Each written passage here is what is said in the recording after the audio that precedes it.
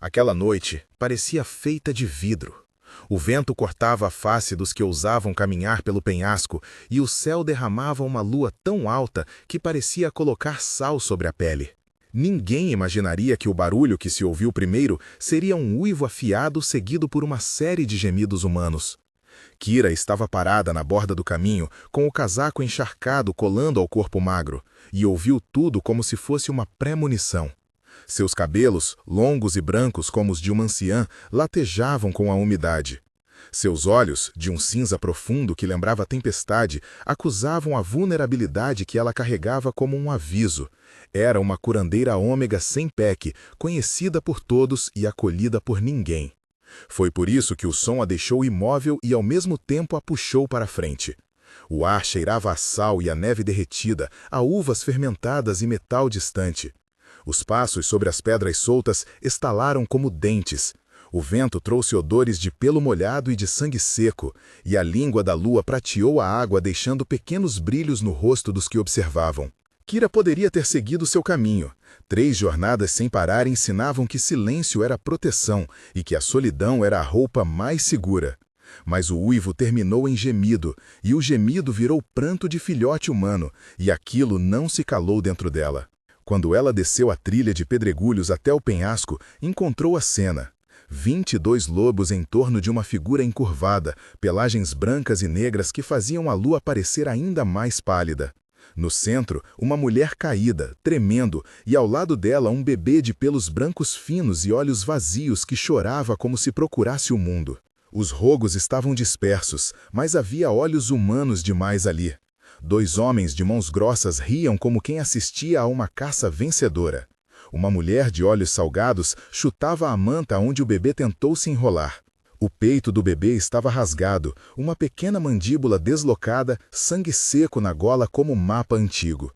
Kira soube, sem pensar, que salvar aquele filhote era também abrir a porta para algo que mudaria tudo. Ela pensou nas histórias dos Life Waivers, curandeiros arcanos que trocavam vida por vida, que existiram antes que as leis fossem traçadas, e sentiu o peso daquela memória solar como se fosse uma corda em volta do pulso. Sua mão quis recuar, mas a outra se estendeu. Naquele instante, ela escolheu. A infância de Kira não era contada nas praças nem nos registros do PEC. Nascera na margem de um rio que congelava cedo, e a mãe lhe dera nomes de ervas e promessas. Ainda criança, aprendeu a reconhecer plantas que paravam febres e cantos que acalmavam a dor. O pai ensinou-lhe a olhar as linhas da pele das pessoas como mapas de viagem, a identificar onde a morte se inclinava e onde a cura poderia atravessar se alguém estivesse disposto a pagar o preço. No entanto, Kira cresceu à margem das famílias de verdade, porque o branco dos seus cabelos a tornava sinal de fragilidade para as mães e de superstição para os homens.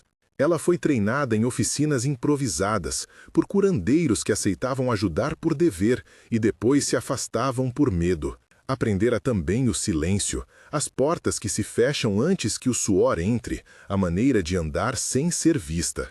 Quando completou 16 invernos, perdeu a mãe para uma febre que não havia remédio conhecido para conter. Kira então buscou os textos antigos, fragmentos de crônicas dos Leaf Waivers, e estudou a técnica proibida de trocar vida por vida. Não usou o dom por orgulho, mas por necessidade, e pagou com noites sem dormir e sonhos cheios de vozes. Sua formação era, por isso, metade ciência, metade pecado, e sempre lhe restaria o gosto de sangue nas mãos e a certeza de que não pertencia a nenhum lar. Na presente idade, ela via a própria ausência de PEC como proteção e também como punição, e foi esse paradoxo que a empurrou para o penhasco naquela noite. O filhote tremia, a pelagem tão branca que parecia cultivar neve no nascimento. Havia queimaduras leves nas costas, arranhões que denunciavam velhas brigas, e uma marca em forma de lua junto ao ombro esquerdo, como se tivesse nascido como um selo. Kira o pegou com cuidado, sentiu-lhe a respiração calculada como se cada inalação fosse uma moeda prestes a cair, e ouviu as vozes dos 22, um coro de aviso e curiosidade. Um dos homens se aproximou e sorriu com dentes amarelados. Ele disse para ela o que muitos disseram durante sua vida, que uma ômega solitária não tinha direito de se meter nos assuntos dos fortes, que sua compaixão era luxúria que só trazia problemas. Kira respondeu com uma frase curta e firme: "Eu não posso deixar." Ele zombou mais alto. Outra mulher, com olhos de rapina, cutucou o bebê com a bota e provocou um novo grito fraco. Foi quando um uivo ecoou longe, um chamado que parecia comandar cada coração do penhasco. O som brilhou em Kira como uma lâmina. Então começou o confronto. "Afaste-se dela", disse Kira, a voz raspando como pano velho. "E por que faríamos isso por você?", respondeu o homem do sorriso. "Porque eu vou curar esse filhote", afirmou ela. "Curar? Curandeira sem pé que não cura nem os seus?", retrucou a mulher de olhos de rapina. "Então, observem."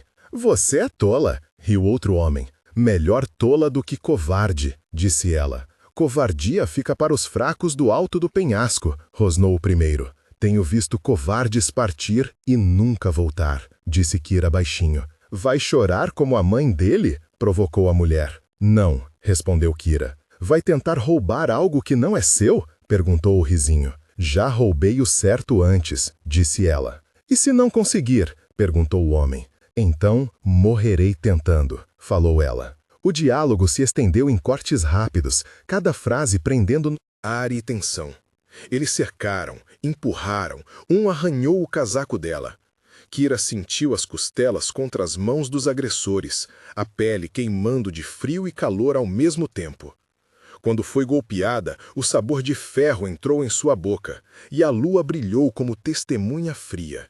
A luta transformou-se em batalha pequena, sem grandes armas, mas com ferocidade de quem não reconhece ninguém como igual. Ela lembrou de seu treinamento, posicionamento, respiração, mover o centro de gravidade. Não tinha guarda, apenas as coisas que aprendera para sustentar a própria vida. E assim, entre dedos torcidos e sopros esmagados, Kira conseguiu arrastar o bebê para um pequeno recanto mais seguro entre pedras quentes que ainda guardavam calor do dia. Foi neste momento que ela decidiu usar o dom proibido. Os velhos textos falavam de trocas que exigiam consentimento e coragem. O Life Waiver trocava um sopro de vida por outro, não como punição, mas como contrato. Kira colocou as mãos sobre o tórax do bebê, sentiu o coração quase inerte e abriu as veias da própria alma. Explicou para si mesma numa voz serena e didática o processo. Uma respiração profunda para sincronizar os ritmos, visualização de linhas de energia traçadas com os dedos, um murmúrio de nomes antigos, aceitação clara do preço, e a transferência lenta, como se passasse água de um cálice para outro. Ela sabia que o preço seria uma parte de sua vitalidade, talvez anos encurtados, talvez noites sem sono, talvez perdas que não poderia mensurar. Ainda assim, entregou o que podia. A sensação foi de ferida curando e pele abrindo ao mesmo tempo, um calor que descia pela clavícula até o ventre, e o coração do bebê tremeu como se tivesse encontrado uma chave. Quando terminou, Kira caiu de joelhos, as mãos frias e vazias, e o filhote abriu os olhos como se tivesse nascido de novo. A técnica que usara era precisa. Primeiro ela sondara o pulso dele, calibrando o fluxo. Depois, traçara os pontos de acupuntura herdados dos curandeiros antigos. Por fim, ela cantara 3 sílabas que eram como senha para a troca. O processo era meticuloso e quase cirúrgico, e o resultado foi imediato. Coloração voltou, respiração estabilizou e um pequeno choraminho de vida se ouviu. Isso foi uma descrição técnica e processual que Kira sempre repetia nos seus estudos, e agora, à beira de um penhasco, servira para salvar o herdeiro que ninguém sabia quem era. A vitória, no entanto, foi curta. Os rogues rosnaram, e o líder apontou para o céu. Um uivo respondeu, forte e distante, e as sombras romperam. Vinham de longe 22 lobos, não todos humanos, mas a maioria com formas mudadas entre o bestial e o civilizado, e com um peso que fazia tremer até as pedras. Eles não eram rogues comuns. Havia uma autoridade silenciosa naquele grupo que arrumava o ar como se puxasse cortinas. À frente, um homem alto com ombros largos e uma capa que lembrava trono, cabelos escuros e olhos fire, que pareciam comandar a lua, baixou a cabeça. Ele observou a cena por um momento que foi maior do que respirar, e depois falou uma palavra que fez o vento se calar. Alfa Soren, disseram alguns sussurros, e Soren caminhou com passos que ocupavam o espaço como posses. Seus guardas, 5 por 5, alinharam-se com disciplina antiga. Quando ele se aproximou, a multidão de rogues recuou. Kira sentiu a presença dele antes mesmo de ver o rosto. Um calor como se alguém acendesse brasas dentro do peito, e uma segurança que vinha com a promessa de comando. Soren olhou para o bebê, roçou o pulso e notou a marca lunar. Ele tem a marca, murmurou. Um dos guardas, Marcos, sussurrou informações. Possível herdeiro do norte, senhor. Soren ergueu o queixo e encorajou a distância com uma palavra contida. Quem é você? Perguntou Soren, a voz tão clara que parecia cortar a névoa. Meu nome é Kira, ela respondeu, ainda com as mãos trêmulas. Curandeira, disse ele, mais observador que acusador. Sou uma ômega sem PEC, ela completou. Você arriscou sua vida para salvar este filhote, constatou Soren. Sim, disse Kira, e o uivo dela por algo saiu na palavra. Por quê? Perguntou ele. Porque não deixo morrer se posso evitar, afirmou ela. Existe preço, disse Soren. Eu sei, ela respondeu. Você pagou, disse ele. Nem sempre o pagamento é justo, disse Kira. Justiça é diferente de necessidade, falou Soren. Mas às vezes são a mesma coisa, disse ela. O diálogo entre os dois foi lento, cheio de subtextos. Soren avaliava não apenas o gesto heróico, mas a competência técnica. Ele podia ter dado ordens, mas escolheu entender. Kira, por sua vez, sentia o olhar dele como se medisse cada canto de sua história. Quando Soren estendeu a mão e tocou a face do bebê, viu-se uma corrente de reconhecimento. O menino, que agora suspirava, inclinou a cabeça para o toque como se lembrasse de canções de berço nunca cantadas. Naquele instante, a segurança política da presença de Soren ficou clara. As linhagens do norte sempre foram envoltas em silêncio e sangue, e um filhote marcado pela lua poderia ser a centelha de uma disputa maior. Soren não era apenas um alfa, era também um príncipe por direito, que disputava um trono por lealdade e por lei. Os rogues foram dispersos sob ordens rudes de Marcos e do capitão Har. A matriarca Eda, uma mulher com véu bordado e olhos que memorizavam rostos, apareceu com um grupo de anciãos que falavam baixinho em textos guardados. Ela reconheceu as marcas do Lifewaver e mencionou livros antigos, crônicas que falavam de curandeiros que mudaram destinos. A nomeação veio como sopro. Essa curandeira salvou o escolhido, disse Eda, e o murmúrio fez-se coro. Logo, Soren declarou que o bebê seria levado ao palácio para ser examinado e que Kira deveria acompanhá-los. O convite veio não apenas como reconhecimento, mas como chamada para que algo maior se desenrolasse. Ela relutou por medo e orgulho, mas acabou aceita pelo gesto de Soren, que depositou sobre ela um manto e uma ordem. Ninguém a tocaria sem sua permissão. O transporte para o palácio foi uma mistura de silêncio e luz. A carruagem foi preparada por Lena, a enfermeira de confiança do Alfa, que trouxe remédios e panos limpos. Taro, o jovem mensageiro, correu para buscar registros. Maia, uma curandeira jovem, acompanhou para aprender. E o príncipe Kalen, mencionado apenas como sombra, enviou avisos através das crônicas do palácio. O interior do transporte cheirava a ervas, couro e cera, e a respiração do bebê misturava-se ao som das rodas. O palácio, quando apareceram os contornos, ergueu-se entre pinheiros cobertos de gelo, suas janelas acendendo como olhos que os aguardavam. Guardas alinhavam-se, e Soren entregou o bebê aos cuidados de uma sala limpa onde Eda abriu o livro das linhagens. No primeiro exame, os sinais do dom foram observados com olhos clínicos. Um médico do palácio, Capitão Har, perguntou em voz baixa: como foi a transferência?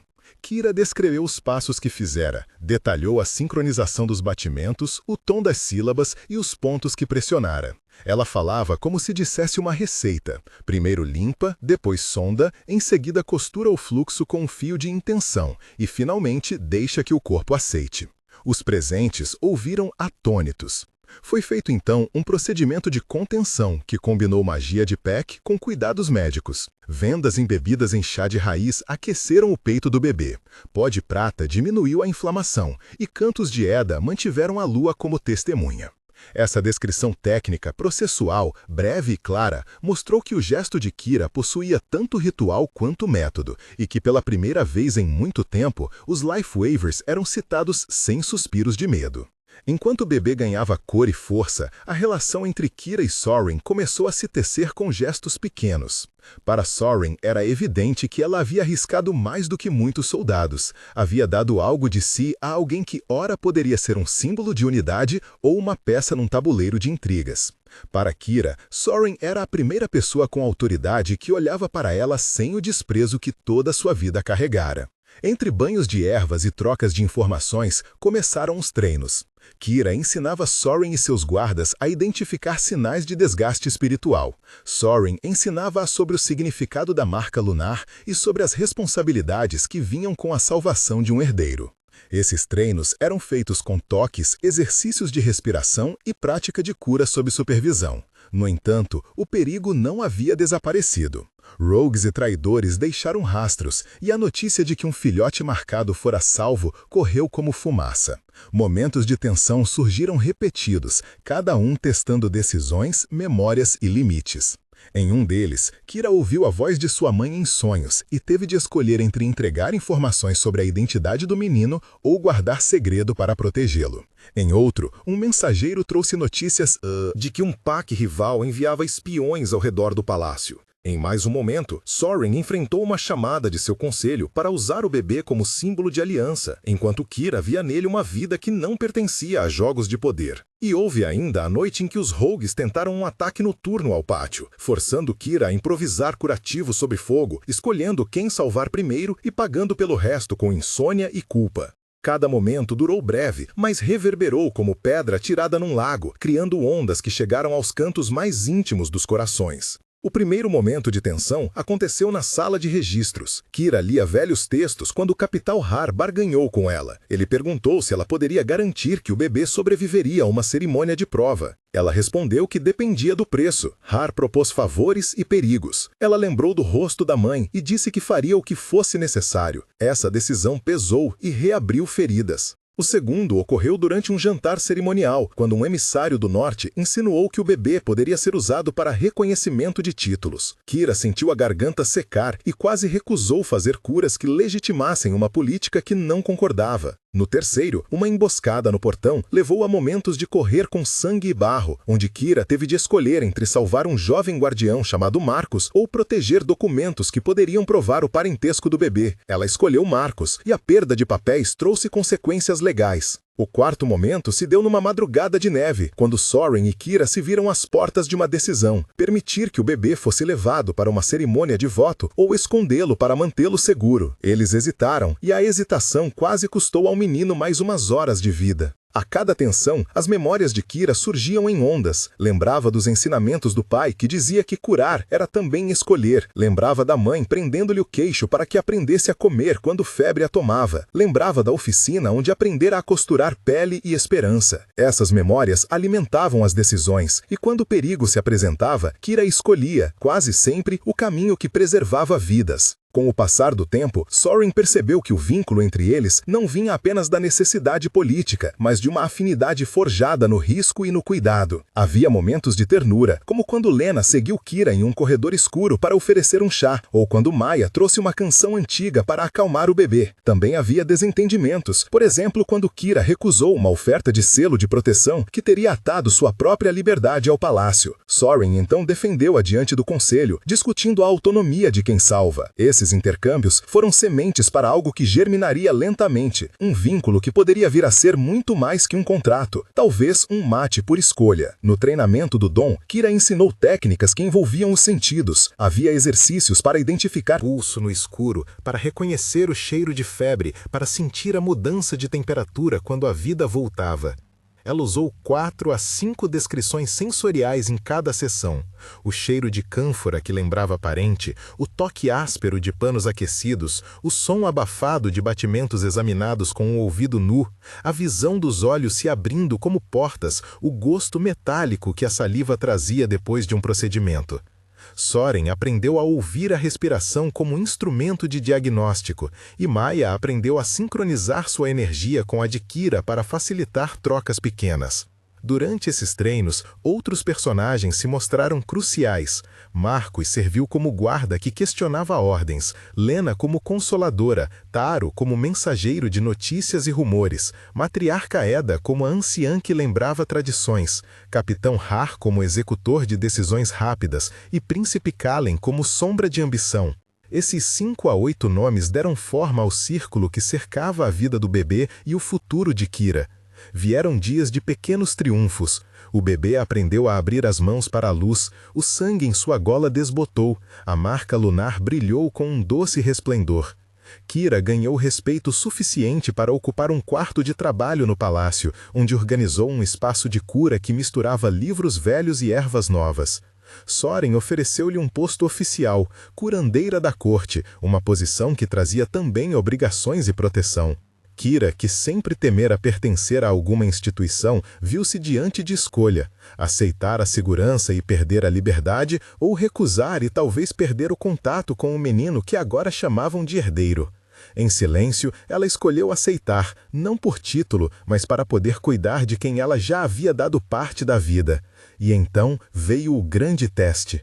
Um emissário do leste declarou que o bebê era legítimo herdeiro do norte e exigiu que fosse proclamado em cerimônia sobre a lua cheia.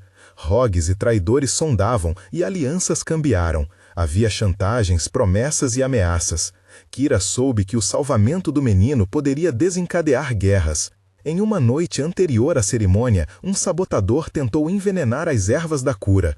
Kira percebeu pela mudança do aroma um amargor que sussurrava traição e agiu. Ela descreveu o processo de purificação em termos técnicos, raspando camadas, fervendo em fogo controlado, usando cerâmica fria para separar impurezas. A descrição técnica exigida tornou-se prática e salvou a cerimônia de uma catástrofe. Na manhã seguinte, Soren a chamou e, com mãos firmes, ofereceu-lhe um anel simples, símbolo de reconhecimento e pedido ao mesmo tempo. "Fique ao nosso lado", disse ele. A cerimônia foi uma mistura de política e rito. O palácio enchia-se de delegações, o ar cheirava a incenso e neve, as tochas ardiam em sincronia com o uivo dos lobos. O bebê, agora com olhos vivos e postura mais segura, foi trazido ao centro. Soren falou palavras que não eram apenas de poder, mas de promessa. Falava de proteção, de justiça, de juramentos. Kira, apoiada nos guardiões, sentiu o peso do que havia sido oferecido e do que havia custado. Quando o bebê foi proclamado herdeiro, houve aplausos e também sussurros. Alguns acreditavam que a presença de uma curandeira Lifewaver ao seu lado era um milagre que legitimaria a linha. Outros murmuravam sobre preço e destino. No fim, o que se consumara naquela longa noite foi mais que política. Kira havia sacrificado uma parte de si e ganhar em troca um nome, um lugar e algo que estava a meio caminho entre amor e dever. Soren aproximou-se dela após a cerimônia e eles falaram com vozes baixas, como se negociassem não mais territórios, mas corações. "Você pagou demais", disse Soren. "E você deu por escolha", respondeu Kira. "Escolhas mudam reinos", afirmou ele.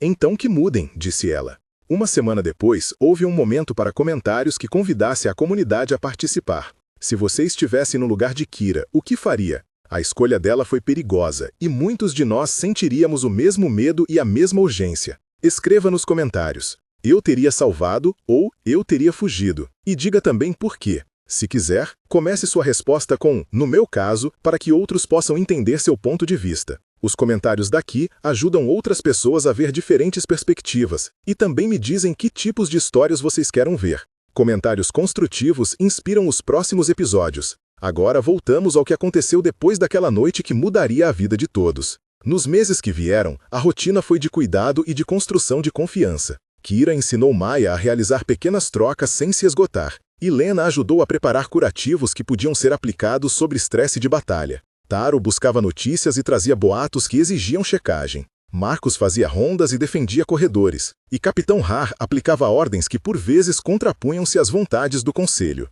Matriarca Eda foi figura de estabilidade, que lembrava o valor de tradições combinadas com misericórdia. Cada personagem contribuiu de maneira reconhecível e ativa, e as interações trouxeram camadas à história. À medida que o bebê crescia, Kira e Soren se aproximaram. Houveram conversas longas à beira da lareira, ensinamentos para dominar o uivo que agora vibrava forte no peito do menino, e pequenas demonstrações de afeto que nunca se chamaram por nome, mas que se reconheceram na forma como Soren aceitava as recusas de Kira quanto a perder sua independência. Ele dizia que a escolha dela a tornava ainda mais valiosa. Ela dizia que a responsabilidade dele moldava suas promessas. Juntos, construíram um lar fragmentado, onde a lua era testemunha constante e a neve amaciava os momentos de tensão. O tempo passou e o estabelecimento de um legado começou a ser sentido em atos concretos. O método de cura de Kira foi registrado em rolos, as prescrições transformaram-se em listas de ervas, e o PEC começou a incorporar algumas práticas que misturavam ciência e ritual.